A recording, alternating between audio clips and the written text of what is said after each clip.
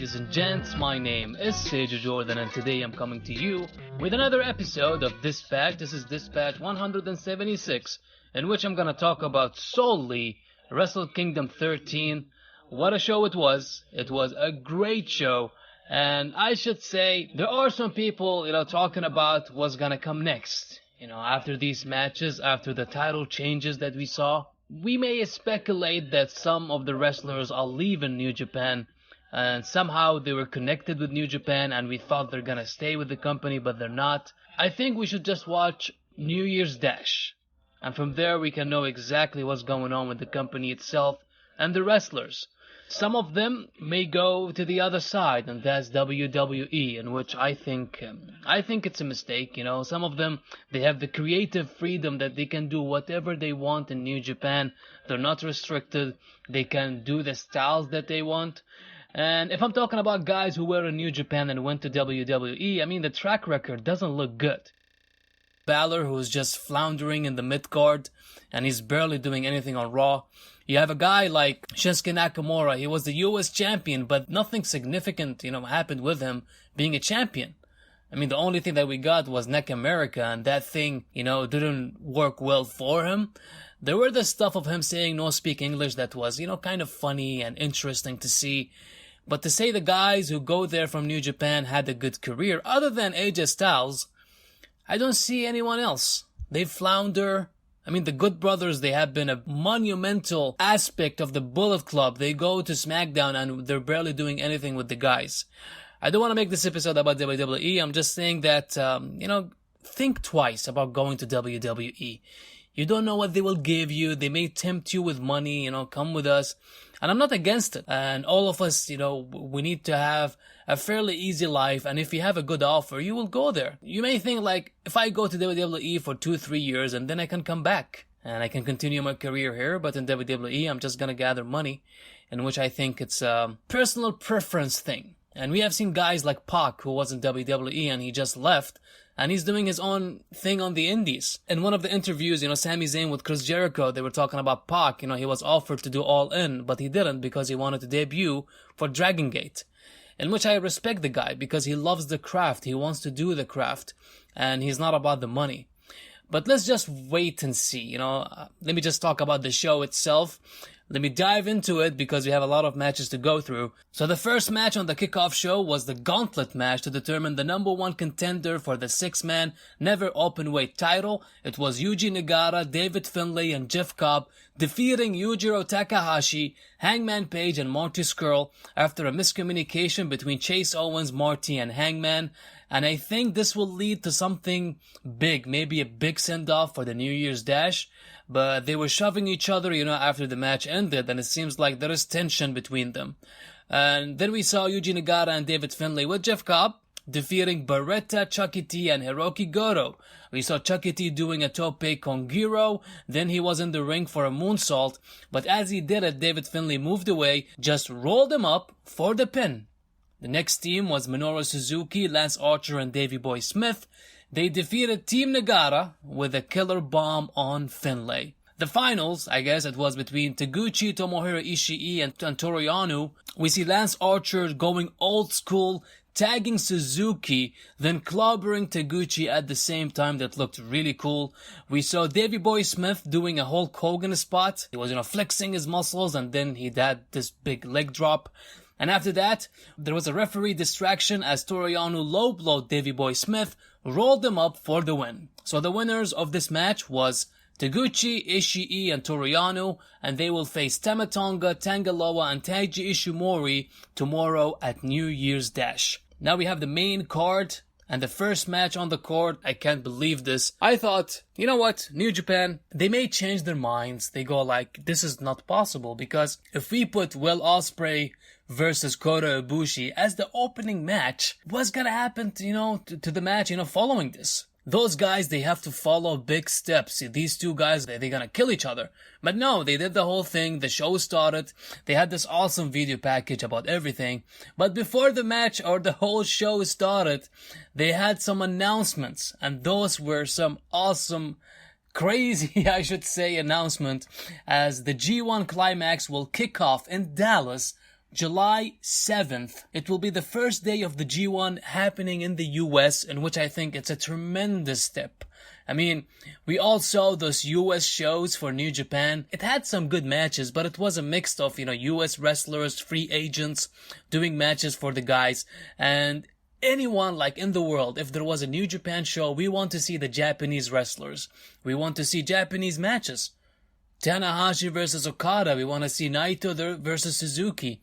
We want to see this big feel matches. And that's what are they doing now. And, for all the New Japan fans, I think they are just over the moon about this. And also, they announced there will be a show in the UK on August 31st in the Copper Box. So, another show, in the world, as Kevin Kelly was saying. You have UK, you have the US, and hopefully they would do a show in Canada, because I think it's just right there. You can do a show in Calgary, you can do a show in Toronto, and you can draw big crowds for it. So hopefully they can expand more, and we can see them all around the world.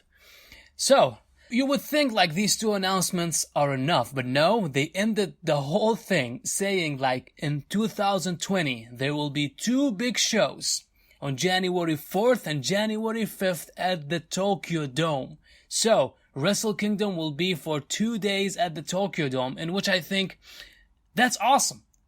Because now you can't cramp all the matches into one show, and you can have all the guys on the card. You have a lot of talent in New Japan, so if they can, separate them and give us two mega shows, I think that can be tremendous. And that can be great. I've been talking about, going to the Tokyo Dome and watching the Wrestle Kingdom live, and this year it didn't happen, even though I did everything. Believe me, I bought the ticket and I had everything done, even the booking of the hotels and everything.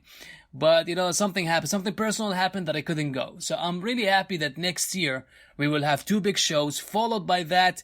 I don't know if they're gonna do two Tokyo Dome shows to be Wrestle Kingdom shows, or they will do a Wrestle Kingdom show and the next show will be for the New Year's Dash. We still don't have the full details about it. But if it's going to be two Wrestle Kingdom shows, followed by a New Year's Dash, I think that's great. That's awesome. We all know the New Year's Dash is in Corkin Hall, and the capacity of that is like 1,800 only. So it should have a bigger building or a bigger capacity for a bigger show. I think it's a great step. I mean, New Japan, they're doing some stuff, they're doing it very well. The first match on the card, it was Will Osprey going against Kota Ibushi. I knew this match will be crazy. I mean, they started hot, both guys trying to do their finishers on each other. Kota Ibushi finally got the upper hand with a drop kick and a throat slash, but got kicked in the chest by Will Osprey. Then we see a Sasuke special from Will Osprey, handspring rolling kick from Osprey, cheeky Nandos. They were doing powerbomb counters that I think I saw it for the first time ever, into a Spanish fly, and the crowd went nuts. Double stomps while Osprey was sitting on the top rope, jeez. And Kota Ibushi did a German suplex, but Osprey lands on his feet and follows that with the Robinson special. And then we see Kota Ibushi bleeding from his mouth like crazy. As he was sitting at the top rope, I think Osprey pushed him and his mouth went face first on the side steel. And man, I mean, it looked brutal. So then we see Osprey doing an elbow to the back of Kota Ibushi's head. And he was just limped down. I mean, he couldn't move. Osprey just picks him up, does the Stormbreaker, and wins the match. So Will Osprey becomes the new never openweight champion, and they had to stretcher Kota Ibushi out. I mean, for me it looked fishy. I thought maybe it is a storyline thing, maybe they're doing it to make it look like Ibushi can't get up or something. But then I thought about it, I was like, if it is real, I really hope Kota Ibushi is doing well now. So I don't think we will know much details about it. Maybe in a couple of hours they will release something out and say, give us an updated condition of what Kota Ibushi is going through. But overall, I think that was a great match and an awesome opener for a great show. So Roppongi 3K versus Shingo Takagi with Bushi versus Kanemaru and El Desperado for the junior tag team titles. This was your usual Suzuki-gun shenanigans until we see a double German suplex from Sho to Shingo and Kanemaru at the same time that looked amazing. Jumping knees from 3K and a poetry in motion. Shingo Takagi with the Noshigame and double bombing bomber for a 2 count. Tope Suicida from Bushi, and the Last of the Dragon for the win. Shingo Takagi and Bushi are the new IWGP Junior Tag Team Champions. I must say, following that Will Osprey and Kotabushi match, these guys did a very good job, but the crowd weren't into it at the beginning until, later in the match. So then we had Zack Sabre Jr. versus Tomohiro Ishii for Riff Pro's British Heavyweight title. Zack Sabre Jr., he's weird. For me, he's kind of weird because sometimes I enjoy his matches, sometimes I find his matches boring. I don't know how to feel about the guy. But then I watched this match, going against a guy like Tomohiro Ishii, and it was technical mastery. As Zack Sabre Jr. started the match working on Ishii's right arm from the beginning. We saw a delayed suplex from the second top rope, but Zack Sabre Jr. tore Ishii's arm with his foot, twisting it. They went back and forth until an octopus hold from Zack Sabre Jr. into a Canadian Destroyer from Zack. When did we ever see Zack Sabre Jr. do a Canadian Destroyer? That was crazy. And then after that, we see a lariat from Ishii for a 2 count, sliding clothesline, knee strikes from Zack, the hurrah submission hold for a win from Zack Sabre Jr. in which Ishii gave up with his mouth. I thought that was a strong way to make Zack Sabre Jr. win that match, and a guy like Ishii putting him over, that was great. And yeah, one side note, the referee of this match was a referee from Riff Pro themselves, because I thought that was a nice touch to have the guy there, to give more oomph for the title, to make it mean more. Then we had the triple threat match for the IWGP Heavyweight Tag Team titles. Bullet Club, they have a new banger of entrance song. It was amazing. So it was Tama Tonga and Tanga Loa going against the Young Bucks, going against Evil and Sanada. Evil hit the longest lariat of his life, I think, as he was running from the beginning of the entrance, lariating the shit out of Matt Jackson. He was planted hard on the ramp. We see Young Bucks starting to do double teams on everyone, double topes from the Bucks, Sanada with a double leapfrog dropkick and a leaping splash to the outside on everyone. Evil did a magic killer on Tama Tonga while Tanga Loa was helping him. I'm not kidding you. Like, he puts Tama Tonga on it, and then he does the magic kill, and Tanga Loa goes like, what the fuck happened here? Then we see a spear from Matt Jackson, a Tower of Doom, followed by a 450 splash from Nick Jackson. Jado comes in the ring with a kendo stick with Fale, but the Bucks take care of them, and then Evil lariats the shit out of Fale, a spear from Tama Tonga, and a suplex from Tanga Loa. A Hurricane Rana from Nick, followed by super kicks from the Bucks. Gun stun from Tama Tonga to a springboarded Nick, planted in the ring. At the end, we see a magic killer from Evil and Sanada, then followed that by a moonsault from Sanada for the win. So Evil and Sanada win the IWGP Heavyweight titles, and this was a great match. It had some great action in it, and I thought, with the Young Bucks being joined in the match, all this talk about the Young Bucks not being deserving because they didn't do the World Tag League, then they have been added to the match. I think it was fine, because at the end, Evil and Sanada won. Now, 4 members of Los Ingobernables de Japón are champions, and there is only one guy left, and that was Tatsuya Naito. And I thought, man, he's not winning, I think Jericho is going to retain because this is too obvious. It's not gonna happen. I guess they had some other plans. But for now, let's talk about Juice Robinson and Cody doing a match for the IWGP US title. Cody was about to swing at Juice with the belt, but Juice ducked him from the beginning. And Brandy tried to interfere, but that didn't work on Juice. Juice was about to do a splash on Cody, but Brandy Rose covered her husband in the middle of the match. Like, Brandy comes in, she covers her husband, so Juice won't do a splash. I was like, what the fuck is this? These are the things that I don't like. I go like, if there is a match, okay, it doesn't need to have interference. It doesn't need to have all this stuff that happened in between. And that's what happened later, because Cody and Juice, they were going back and forth, and Brandy Rose does a spear, and Cody was holding the referee so he won't see, and Brandy was attacking Juice, and the Tiger Otori sees Brandy Rose and kicks her out. So when they came back to do the match, the crowd wasn't into the match. They were not into it, and they were doing some crazy shit in the match. Real crazy. If there was no interference for the match, the crowd would have been really invested, and they would have loved it and cheered for it. So we see Juice Robinson doing Cody Rhodes' finisher, the Crossroads. Cody Rhodes doing the Pulp Friction on Juice Robinson, and he kicks out.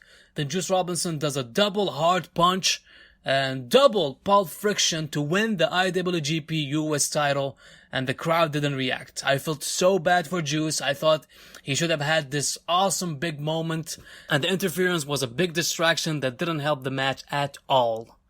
So the IWGP Junior Heavyweight title match between Kushida and Taiji Ishimori. I mean, oh my god, Kushida's entrance. First you see a kid who has a very realistic Kushida mask on, waving to everyone that looked so creepy.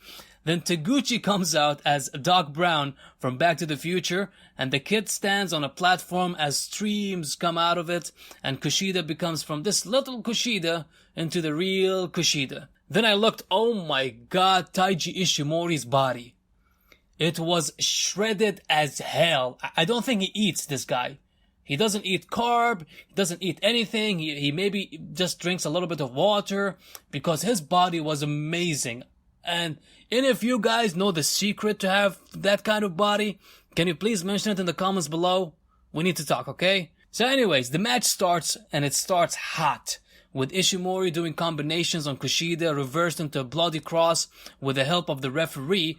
Then he kicked Ishimori's hand. So we see Taiji doing double knees to Kushida while Kushi was holding in a Styles Clash position. Then he does a hoverboard lock while he was there into the submission. In the middle of the ring, Ishimori was fighting and fighting and fighting until he carried Kushida doing a jackknife, you know, connecting to his inner Goldberg, I guess. Then we see Kushida doing a Back to the Future, and when he wants to do it again, Taiji Ishimori ducks him, and Kushida does his punch. Taiji Ishimori does a standing stomp on the chest of Kushida, follows that with a bloody cross for the win. We have a new IWGP Junior Heavyweight Champion. So all the championships are changing hands now. I don't know what's going on, but I was like, this is cool. I mean, for me, this is awesome, as long as you give me a good match and you don't give me Cody versus Juice Robinson. Please. So Jay White versus Kazuchika Okada. This was the only match with no titles on the line, and no speculations, no number one contendership or anything. It was just a grudge match between two guys who have been feuding for a while. And every time Jay White went against Kazuchika Okada, especially in tag matches, he always won. Even in the G1, he defeated Okada. So, this was a very important match for Jay White. You know, last year he faced Hiroshi Tanahashi and the match under-delivered. So here was his real test as all eyes were on him. Okada came out with his old theme song and he was back to his trunks. So he wasn't wearing the ugly, disgusting, long pants thingy. I mean, he looked great, even his hairstyle, it was blonde like the old Okada, the old theme song, everything was just great. It smelled money, it looked money, and he was money, unlike Bobby Lashley, of course. So the Switchblade started the match working on Okada on the outside. Okada threw Ghetto at him and did a crossbody on both of them to the floor. That looked amazing. An elbow drop from Okada into the Rainmaker pose that the camera zoomed out and reached Dubai. For real, like it reached Dubai and it showed Burj Khalifa and Burj Al Arab and all those stuff. Anyways, Ghetto tries to do a distraction, but Okada pushes Jay into Ghetto, a dropkick from Okada into a Rainmaker, but he gets countered into a one-armed snap suplex, Kiwi Crusher for a near fall, a Blade Runner countered into a Tombstone. Now the crowd shouts, Okada, Okada. A combination from Jay, a Blade Runner counters into a backslide, then counters into a dropkick from Okada. Okada shouts Rainmaker but doesn't connect. More reversals into a spinning lariat from Okada. A Rainmaker, will it finally connect? No, it didn't. We see a Blade Runner from Jay White. 1, 2, 3. Jay White wins the match. This was phenomenal. And I strongly feel if there was a test for Jay White, he passed the test with flying colors. It was a great match. And some people say, oh, Jay White is a great wrestler. No, it wasn't only Jay White. It was Okada. This guy helped him like crazy in the match. And I think both these guys have great chemistry with each other. And they delivered, like, it was a great match. And I think the chapter between Jay White and Okada is not done yet. We're going to see more matches from the two. But what we saw here is a great indication that the company is in good hands. Tetsuya Naito versus Chris Jericho for the IWGP Intercontinental Championship in a no DQ match. So Naito attacks Jericho from the get-go, pile drivers him. Jericho's head lands on the ramp hard. Then they go back in the ring. We see a tranquilo, but Chris Jericho shoots him with a kendo stick. As always, Jericho takes on the camera and he flips everyone off, at home and in the crowd and everyone. Then Jericho does a DDT on Naito that goes head first on the announcer's table. Then Jericho rang the bell. He declared himself the winner of the match, but Rich Shoes denied. The match continued. A lion salt from Jericho, a spit from Naito, Combinacion El Cabron countered into walls of Jericho that we didn't see how Naito countered it because the director suddenly turned into Kevin Dunn and took a crowd shot. It's like, well, dude, what you're doing? Like, there's some great action in the ring. I don't want to see the crowd now. For God's sakes. Naito does a swinging DDT, then Gloria for a near fall. Walls of Jericho, but Naito gets a kendo stick that was beside him and waffles Jericho with it over and over again. Naito takes position for a baseball swing, but the code breaker comes out of nowhere. Jericho throws chairs in the ring. Naito counters with a powerbomb into a DDT on a chair. Then we see a code breaker from Naito for a near fall. Then Jericho throws a chair at Naito, but Naito suplexes Jericho on a bunch of chairs. A Destino on Jericho, but Jericho pushes Red Shoes as he counters it, gives him a low blow, and a code breaker for a near fall. Then we see Naito going back and forth with Jericho. Then Jericho brings the Intercontinental title as Naito counters that with a Destino, but Jericho kicks out. So we thought for sure Jericho is retaining the title. That didn't happen. Naito takes the belt, waffles Jericho with it, Destino for the 1, 2, 3, and we have a new IWGP Intercontinental Champion. Wow. All active members of Los Ingobernables de Japón, they are champions now. And I'm sure Hiromu Takahashi is watching, and he's very happy about that. Hopefully he comes back. There were news of him coming back. I mean, they didn't say he will come back soon, but they think he would be able to wrestle again in the ring. So the main event, we had Kenny Omega going against Hiroshi Tanahashi for the IWGP Heavyweight title. They start the match by slapping each other hard. Kenny Omega body slammed Tanahashi on the announcer's table that took out Milano. We saw a barricade moonsault from Kenny. Kenny brings out the table. They continue the work in the ring. Kotaro Crusher, a snap Rana from Kenny. Rise of the Terminator, but Kenny lands hard as Tanahashi's hand slipped and he couldn't catch Kenny to make the fall a little bit, lighter or anything. So he landed hard on the ramp and it looked painful. We see a clover leaf from Tanahashi because he saw that, Kenny Omega's back is hurt, so he's very smart as a wrestler. He would work on Kenny Omega's back. Man, this is what wrestling is all about, is living in the moment and capitalizing on whatever goes in the ring or in the match. As Tanahashi had the clover leaf in hand, he turned it into a Styles Clash on Kenny Omega, then a high five flow, but Kenny Omega got his knees up at the last second, and the knees, went right through the midsection of Hiroshi Tanahashi, and I think it was so painful. If you look at it, it's like having a knife into your gut. It was really hard to watch. I thought, he may have some ruptured stomach pain, something going on. Then we see a sling blade on the apron from the Ace. He sets up Kenny Omega on the table as he goes up to do the high five flow, and he does it. He jumps on, but Kenny Omega moves away and he crashes through the table. And Kenny Omega was about to powerbomb Tanahashi, and he was powerbombing Tanahashi for a while. And Tanahashi was taken out at the last millisecond that I didn't like it. I was like, it looks like it's a 3 count, dude. Kick out faster, please. Then they start slapping each other as hard as they can. Slap and slap and slap. Then Tanahashi fights back and fights back. Then we see a high five flow from Kenny Omega onto Tanahashi for a 1 count. A reverse Rana from Kenny plants Tanahashi on his head. And then a reverse Rana from Tanahashi. Oh my god. A high five flow on a standing Kenny Omega. Then another one on Kenny, but Kenny kicks out. Kenny does a German suplex on Tanahashi from the top, and Tanahashi landed right on his face. It looked disgusting. A V-trigger countered into a sling blade. A high five flow on Tanahashi to end the match, and he wins the IWGP Heavyweight title. This was amazing. This main event was great. The storytelling and everything in between was amazing. The Young Bucks, they were ringside and they were doing great reactions. The whole thing, man, it was great. Even though it hurts my heart to know that Kenny lost. And talking about speculations, there are 2 guys that are speculated to leave that we still don't know they're gonna leave. One of them is Kenny Omega. It has been 2 days now of Kenny Omega, yay, he may go to WWE. I mean, if the number is true, they're offering him like $3.5 million to join WWE. He's crazy not to accept that money. It's great money that he can go to.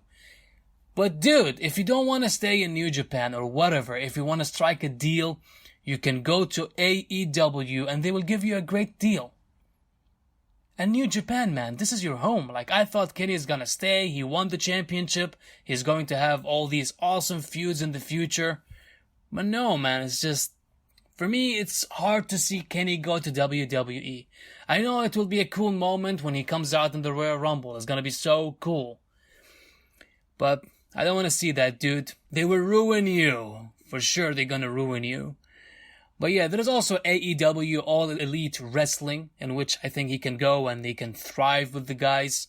We still don't know what the status of the TV deal is, and have another deal for the streaming service. They can make double the money. And also, don't forget the whole idea of doing something different and changing the world. So please think about that, Kenny. And there's another guy who lost today, and that's Kushida. There has been talks a long time, about Kushida going to WWE. They want another guy to be in 205 Live or be in NXT. But Kushida, man, he's small. And we all know how Vince McMahon feels about small guys. And I think Kushida is a kind of guy with this gimmick. It's gonna be hard for him to get over in WWE, especially with those fans.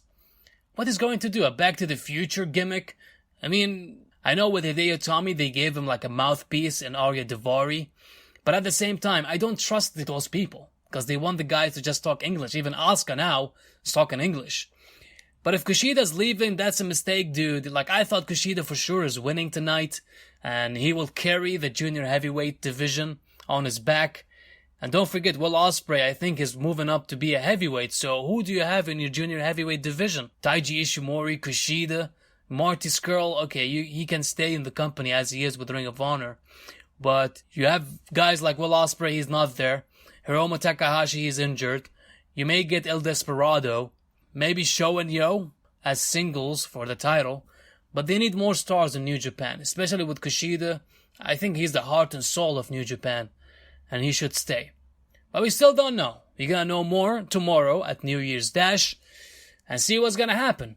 With that being said, guys, thank you very much for tuning in or watching this video.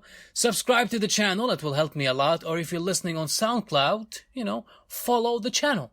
Mention in the comments below what you liked and disliked about Wrestle Kingdom 13. And don't forget that you're one sweet